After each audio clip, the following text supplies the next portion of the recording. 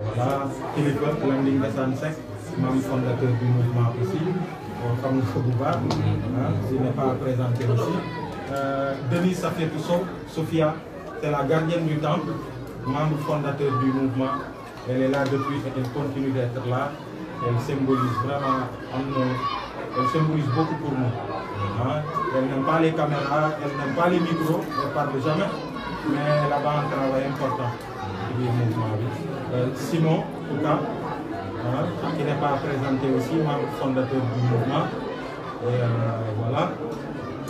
Sambalou, c'est la jeune génération qui arrive avec beaucoup d'énergie, qui nous bouscule, qui nous mais avec beaucoup d'énergie, et ils ont fait beaucoup de bien au mouvement actuellement. Parce que quand on a renouvelé ça, le bureau du mouvement, il y a eu beaucoup de jeunes qui sont arrivés. Directeurs artistiques, ils ont quitté leur poste.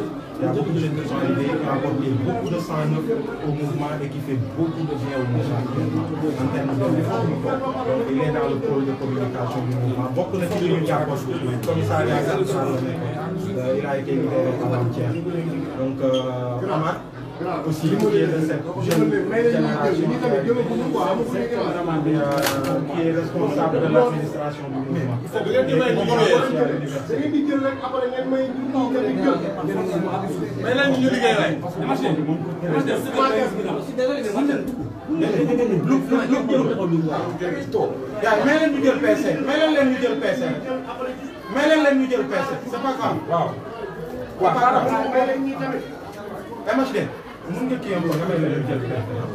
voilà, on va terminer par Youssoufa, au nom de tous les esprits au niveau des Omar, il représente aussi les esprits. Voilà, il y a Lucien d'Acosta aussi, vraiment un analyste qui est là depuis 2011. Et ici, il est là en face. Ils ont vu naître le mouvement, ils ont aussi engagé.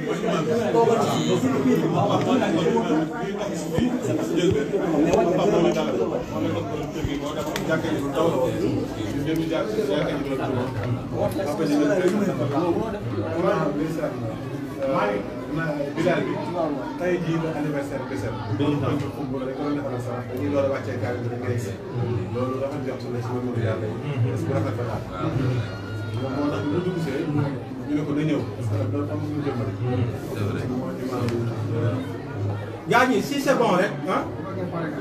waaw après ci suuf ngeen di dem parce que après fa la ñu kiiwee leur fil. c'est-à-dire c'est bon c'est bon.